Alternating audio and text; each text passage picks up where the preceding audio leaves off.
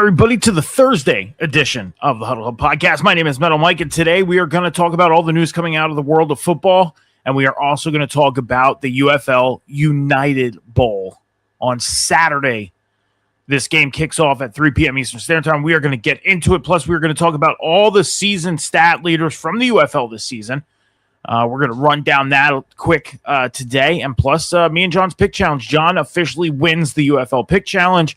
But we are still picking for the championship game. So, all that being said, guys, before we get into it, please make sure you head over to the Huddle Hub Podcast over on social media on TikTok, Instagram, X, and on Epic Studios at the Huddle Hub Pod. You're going to hit that follow button. Over on the YouTube, you're going to hit that subscribe button. That's how you follow on the YouTube.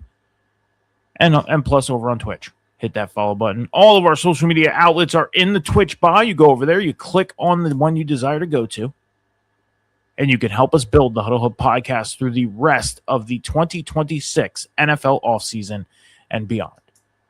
Now, you guys know that Sunday's episode was a little rough for me. I went through some stuff this past week. It happened on Friday. Had a little bit of an incident that happened on Friday. Still not going to disclose what that was. Maybe in due time I will.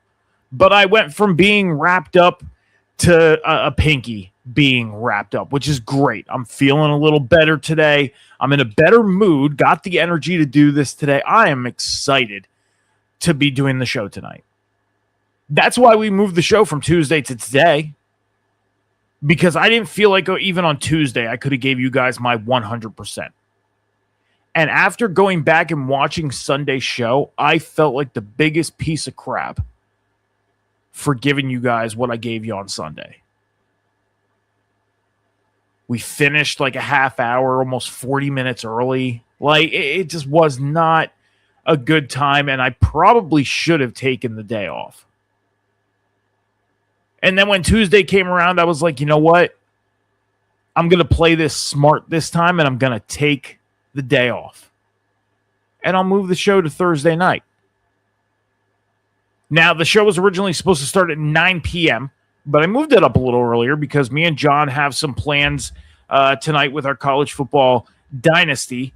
So while he's playing his national championship game, I'm going to do the Huddle Hub, and we're going to do the show here. And then once he's done, we should be done here, and we can go do our dynasty stuff in college football. So first things first, let's get into the first order of business tonight, and that is the United Football League United Bowl. Okay, so the semifinals were on Sunday, and I'm going to say this right now, these games were good.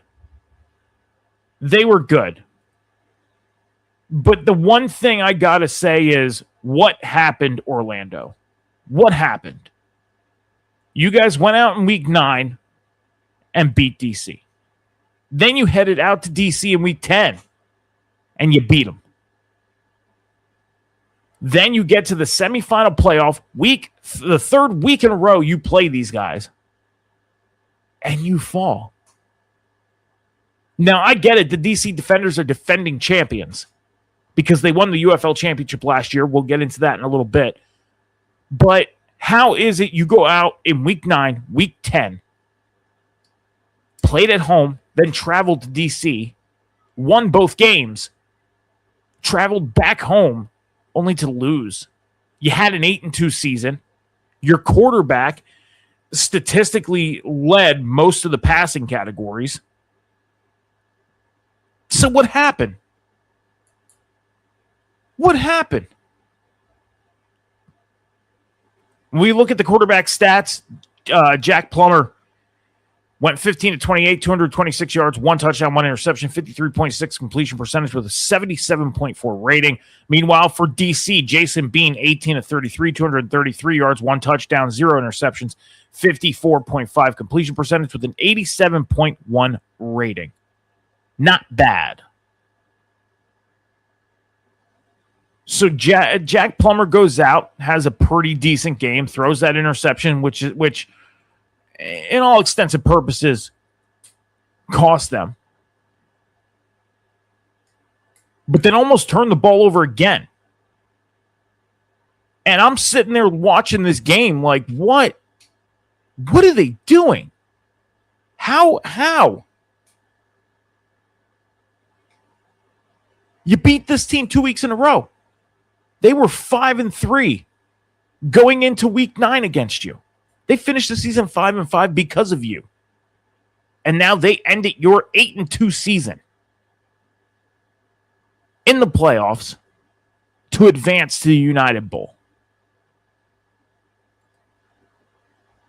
Congratulations, DC, for getting back to the UFL championship.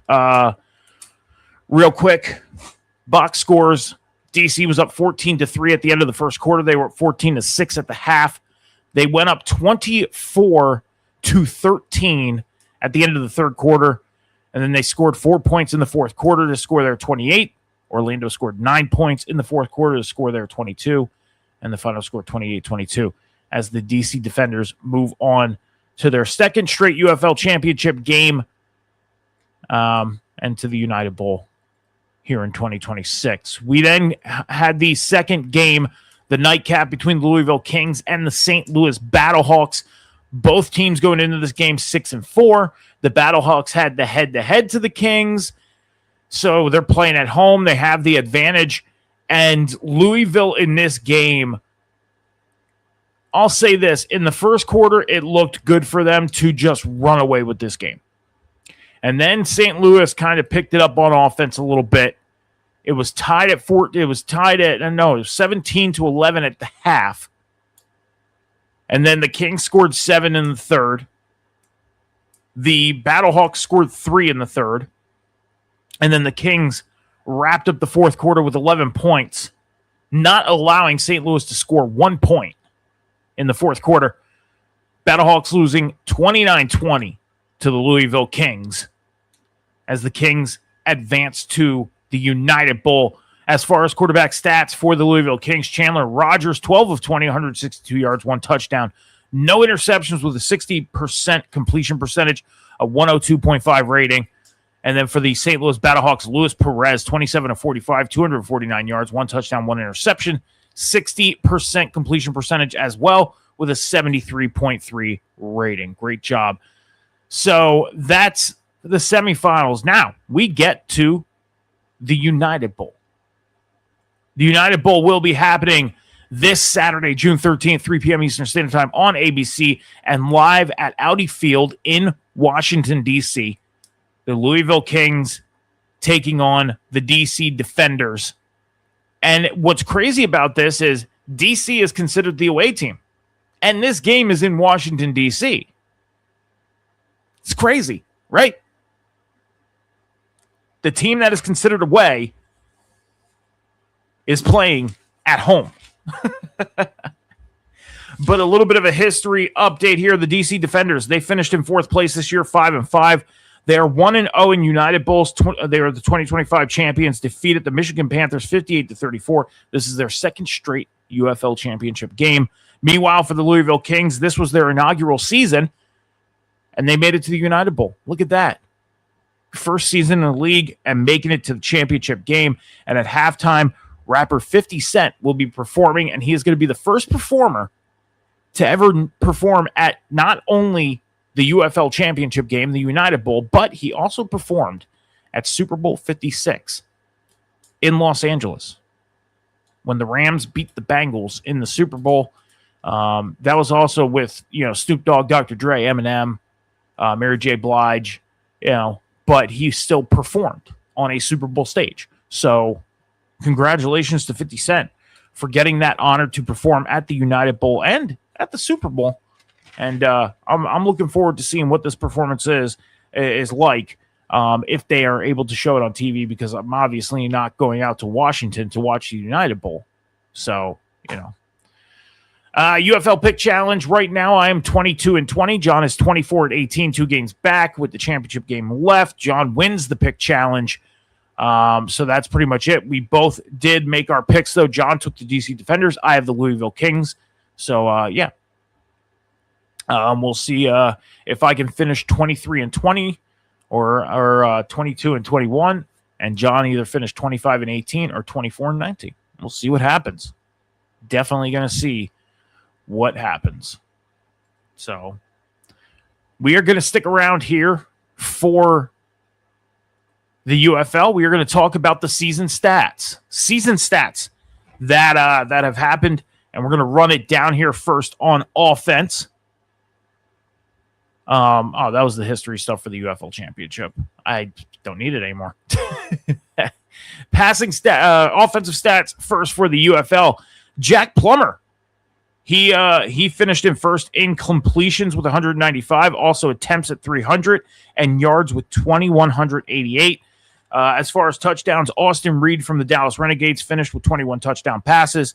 With interceptions, Austin Reed from the Dallas Renegades and Jordan Ta'amu from the DC Defenders both tied with 9 interceptions each. And then completion percentage, Jalen McClendon from the Columbus Aviators finished with the highest completion percentage with 68.9. Great job for the quarterback from the last place team. Not bad. As far as rushing, with attempts, Jarvion Howard from the St. Louis Battlehawks finished with 109 rushing attempts. Deion Jackson from the DC Defenders had the most yards with 449, and he also had the most touchdowns with 7.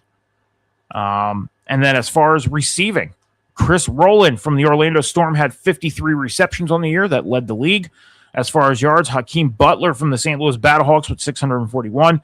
And then Tyler Vaughn from the Dallas Renegades and Emmanuel Butler from the Dallas Renegades tied each other with touchdown catches, each with 7. So even though the Dallas Renegades had the rough go of a 6-game losing streak, they still had guys who led the league statistically. Which, I'll say this, not too bad. Not too bad at all, I must say. So, I had to make sure I have my news thing here. As far as defense, let's get on the defensive side of things. Tackles, Tay Crowder from the Birmingham Stallions had 83 tackles, 43 solo, 40 assisted. As far as sacks, Cam Gill from the Louisville Kings had 10 all solo sacks. Interceptions, Corey Mayfield Jr. from the Louisville Kings and Major Burns from the Houston Gamblers tied with 4. Forced fumbles, Kayava Tenzino from the Birmingham Stallions finished with 3 forced fumbles, leading the league in that. And then tackles for losses, Cam Gill from the Louisville Kings with 12 tackles for losses. Passes defended, Kerry Vincent Jr. from the Houston Gamblers, 12. He had 10 breakups and 2 interceptions. As far as special teams, with field goals, Tanner Brown from the Louisville Kings, he went 25 of 28. His longest was 60 yards. Punting, Brendan Hall from the Dallas Renegades had 18 punts, 901 total yards, with 63 yards being his longest punt. That is crazy. Just to think, almost 1,000 yards punting from a punter. One thing that I'm going to focus on this year in the NFL is to see if any punters in the NFL punt more than or close to 1,000 yards. I'm going to see if that happens. I am. Or I'll go back to last year and see if any punters came close to it, because that is crazy. As far as kick returns, Xavier Valladay from the DC Defenders had 20 kick returns for 556 yards. Ajir Harris tied him. Ajir Harris from the Dallas Renegades tied him as far as kick returns with 20. As far as yardage, he had 518.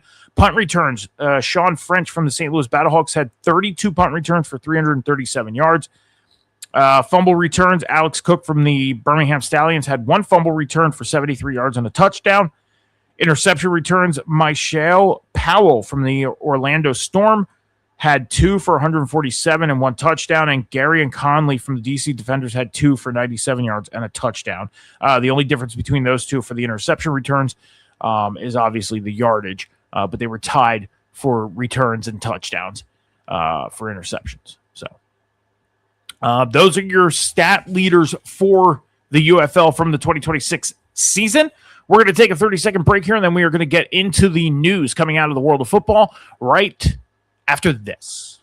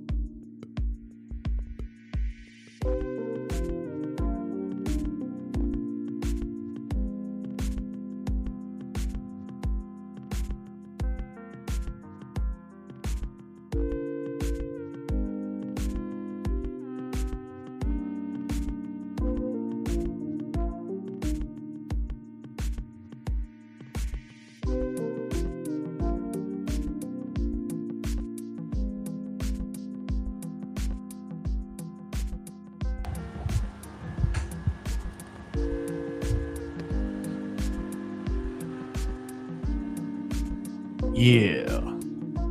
The smooth sounds of Night Drive. I love this tune. I'm so glad we use it. Guys, make sure you're heading over to the Huddle Podcast over on social media after the show tonight and hitting that follow button over on the TikTok, Instagram, X, and on Epic Studios. You're going to hit that subscribe button over on the YouTube at the Huddle Hub Pod all across, and on Twitch at the Huddle Hub Podcast. All of our social media outlets, links for all of our social media outlets are in the Twitch bio. You just go over and click on the one that you desire to go to and help us build the Huddle Hub Podcast through the rest of the 2026 NFL offseason and beyond. All right. Guys, we're going to get into the news and stuff because we got some news to talk about. Now, here's the crazy thing is we are live right now, obviously. Do I still have Night Drive playing? I do. Ooh. Should probably stop it. Shouldn't I? Yeah. So we have a little bit to talk about tonight. Now, here's the crazy thing is we're live tonight. We're going to be live back here on Sunday. Now, if we don't have a lot of news on Sunday, the good thing is I have the next player spotlight put together for the Sunday show. Because on Tuesday, we were supposed to do Larry Fitzgerald. Okay? But because of how I was feeling and everything, just wanted to get through the show, get done, get off there, everything. We're going to do the Larry Fitzgerald spotlight on Sunday. So you're not going to want to miss that. I'm going to be editing out the Aaron Rodgers one from the show that I did the Aaron Rodgers one from, and going to be posting that in our special segments section on the YouTube channel. So keep your eye out for that in the next couple days. Hoping to have it posted by the weekend. But I got to pull it and edit it up and everything like that. And once I do, it'll be up and for you guys to watch. So let's get into the news of stuff. First off, Caleb Williams, as we know, is on the Madden cover. Well, a interview was done this past week with Caleb Williams, and he mentioned that the Madden cover photo of him jumping over the city of Chicago was inspired by Michael Jordan. It makes sense. You look at that picture, and it looks like, he's doing the Air Jordan jump over the city of Chicago. It's a dead giveaway, and it's cool that that's the inspiration. But there's no way that he is going to be deemed the Michael Jordan of the NFL. No way. Now, Chicago fans are out there saying, yeah, because he's Michael Jordan of the NFL. No. Stop. Stop it, Chicago. He's not. It is a cool picture. It's different because we have not seen it done yet. And I prefer the deluxe edition picture over him jumping over the city of Chicago. Him jumping over the city of Chicago, it looks cool. Do not get me wrong. But the deluxe edition one with how he looks in that, frosted up and everything, that looks cool.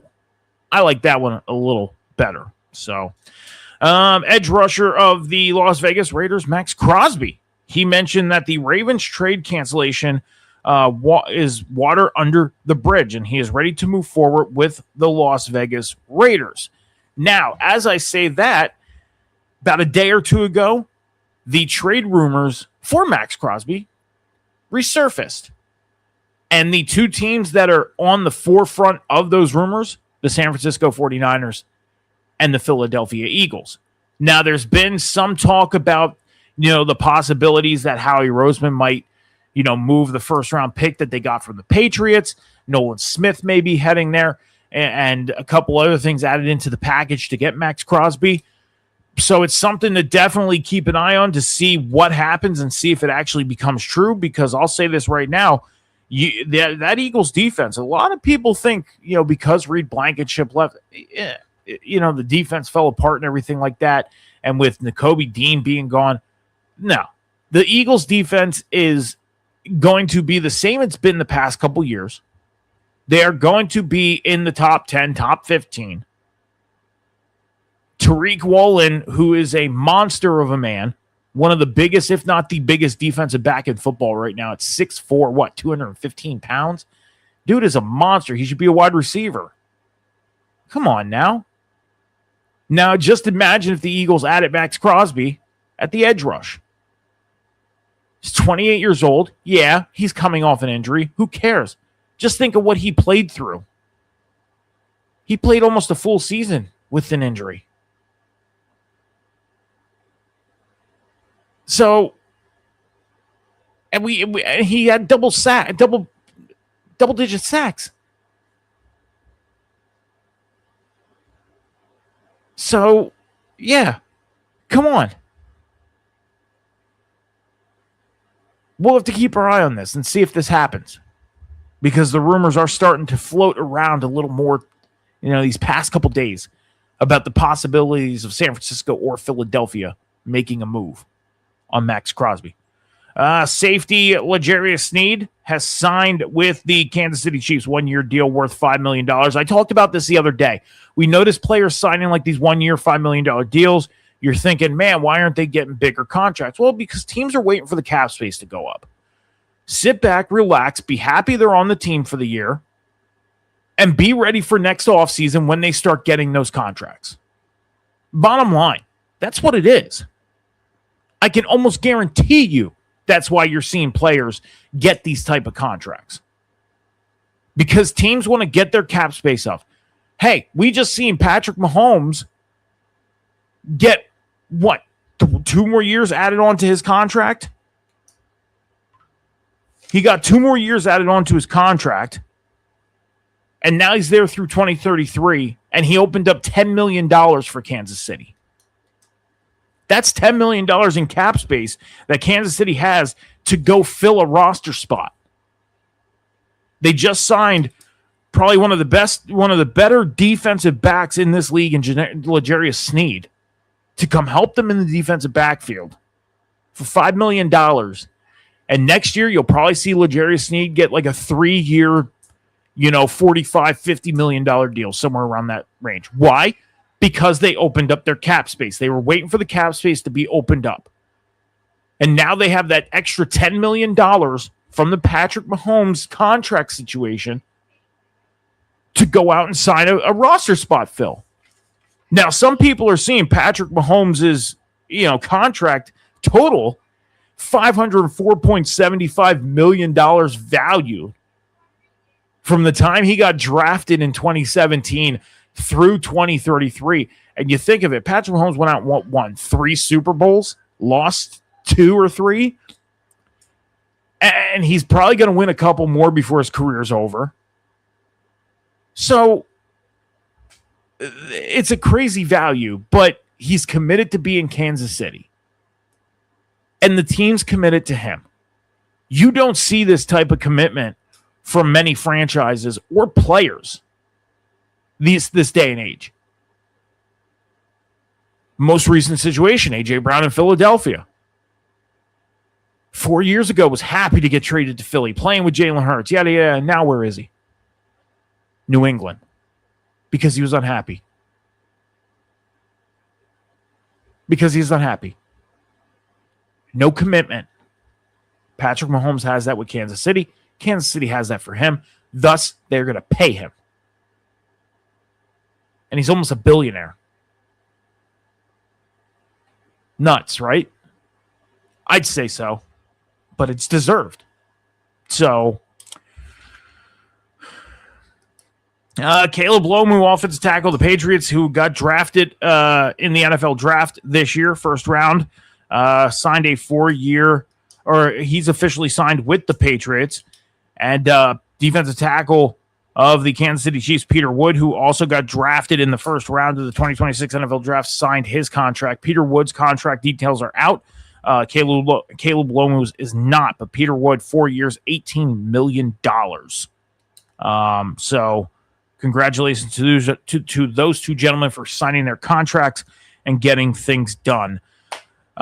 Joe Burrow, quarterback of the Bengals, he reworked his contract to free up $10 million in cap space for Cincinnati as well. So again, another situation with like the Patrick Mahomes thing, opening up cap space for the team to go out and fill the spots they need to for their roster. Cincinnati, we know, needs it, especially on defense. They just lost Trey Hendrickson. So, it's they have some work to do on the defensive side of the ball. Thus, they now have extra money to go do so. So, center for the Miami Dolphins, Aaron Brewer, signed a 3-year, $52.5 million extension. So the Dolphins are trying to lock up some players to build their team up. We know the state that the Miami Dolphins are in right now. They're trying to build things up around Malik Willis, trying to make sure he's protected. they're trying to see if Malik Willis is going to be their guy. Yes, they signed him to a 3-year contract. That does not mean Malik Willis is going to be the guy. Okay? That just means they're committed to Malik Willis right now and hope to build him up to be the guy for the future. So they're doing everything they can to put weapons around him, everything they can to protect him. And it starts with giving extensions to guys that deserve them. And Aaron Brewer is one of those centers. So Tucker Kraft, tight end of the Green Bay Packers, he plans to be back for week 1 from his ACL injury. We've heard it a couple times already this offseason from guys coming back from injuries. Patrick Mahomes, George Kittle has mentioned it. Tucker Kraft is now mentioning it. Bo Nix mentioning it. They're all saying they want to be back for week 1. There's only one player that's not going to be back for week 1 from his injury as of right now, and that's Micah Parsons. And we don't know about Malik Neighbors out in New York. I mean, New York was stocking up on wide receivers last week. So, you know, a lot of these guys that got injured, they want to come back. They want to be back for week 1. It's understandable. You want to start the season off right. But always remember, don't rush yourself. So what if you make it back in week 3? Your team at best will be 2-2, 2-0, 1-1, or 0-2. Nowhere, no grave dug or anything if you're 0-2. You're still in the playoff hunt and everything like that. And plus, if other teams in your division lose a game at least, your game back. So, but hey, Tucker Kraft, I had him on my fantasy team last year. That took a big hit. And then when Sam Laporta went down, that was a huge hit as well. Because I had Tucker Kraft and Sam Laporta at one point on my fantasy team. And that was a hit. Wanya Morris, offensive tackle of the Chiefs, was traded to the Falcons today. He started 16 games with the Chiefs. So the Atlanta Falcons adding to their offensive line to protect whoever their quarterback's going to be. Because we don't know who their starting quarterback's going to be at the moment. It's not Michael Penix. And it's crazy to think that Michael Penix a year ago was deemed the future in Atlanta. After they backdoor drafted him after spending all that money on Kirk Cousins. Nuts, right? Yeah. Atlanta's got to figure it out. I don't think the Atlanta Falcons had they had Matt Ryan. I can't say that. I was going to say I don't think they had it figured out since Michael Vick, but they had Matt Ryan for a dozen years. So, you know. Henry Ruggs, former wide receiver of the Las Vegas Raiders, he was denied his parole. If you guys don't know, about 5 years ago, he was in a car accident, and he ended up ending somebody's life. He went to his parole case to try and get out of jail, and it got denied. So he's still going to be in jail.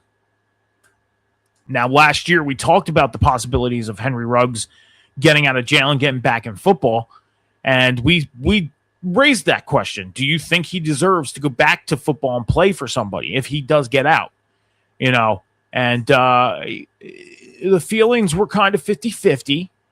They were. Some people, you know, they said yes. Some people said no. They were about 50-50. But ultimately, it's the decision of the court, and the court thinks he needs to sit. So there it is. Henry Ruggs still going to be in jail, not playing football. AJ Epinesa, free agent defensive end AJ Epinesa, signed with the Philadelphia Eagles yesterday. He originally signed with the Cleveland Browns back when free agency first started, right? But he didn't pass the physical. Well, yesterday he signed with the Philadelphia Eagles. Apparently he passed his physical. He is good to go. So he is a part of the Philadelphia Eagles. So I think we have like one or two more things to talk about here, and then we are pretty much done. Yeah. Not too long of a show today, but a little longer than what Sunday was. I'll say that. Joel Bitonio, former offensive lineman of the Cleveland Browns, he announced his retirement. Now, Joel Bitonio, he was a Cleveland Brown for many years, ended up becoming an unrestricted free agent this year.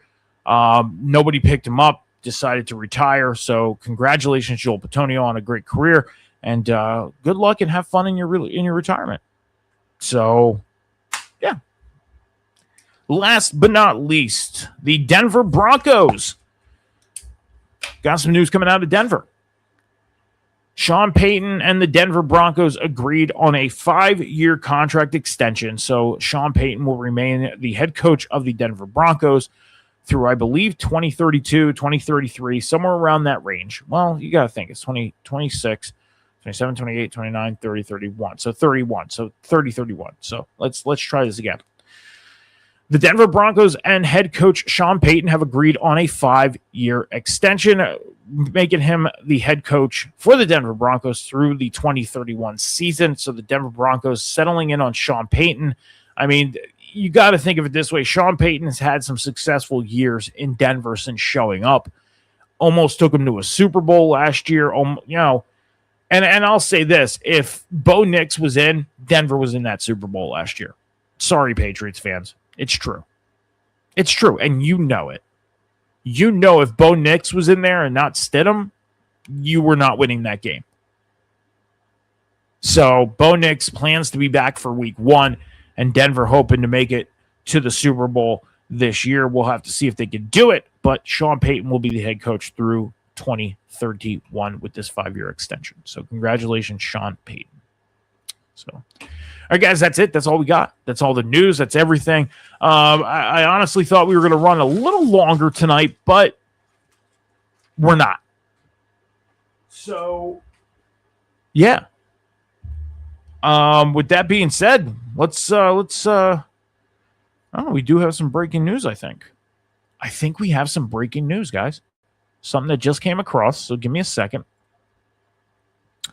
Let me verify, make sure this is breaking news. No, this ain't breaking. Never mind. It's something that came across yesterday. Okay, we're good. So let's get the hell out of here, guys. We're going to be back here on Sunday, 11 a.m. Eastern Standard Time, as normal. We are going to do the Larry Fitzgerald. We're going to do the Larry Fitzgerald Spotlight on Sunday. And plus all the news, and we will talk more about we're going to talk about the post UFL championship statistics and everything, talk about the game after it happens on Saturday. Make sure you're heading over to the Huddle Up Podcast over on social media, on TikTok, Instagram, X, and on Epic Studios at the Huddle Up Pod. Make sure you're hitting that follow button over on YouTube, hitting that subscribe button. All the social media links are in the Twitch bio. Click on the one you desire to go to. Help us build the Huddle Up Podcast through the rest of the 2026 NFL all-season. If you want to follow me, I'm on social media on TikTok, Instagram, YouTube, and X at MetalMike74. That's where you can follow me. I make all show announcements on the Huddle Hub Podcast X on TikTok and everything like that. I don't make any show announcements on my personal, but I do have personal social medias that you can follow me on. I do Fortnite gaming from time to time. I post video game stuff. I've been talking about getting the YouTube channel up and going for a while now. I just have not gotten to it. I plan on getting there at one point. It will happen. So, yeah. But that is about it. As I always say, guys, be good to each other, be kind to each other, take care of each other, be patient with each other. Remember, the world is not moving as fast as you think.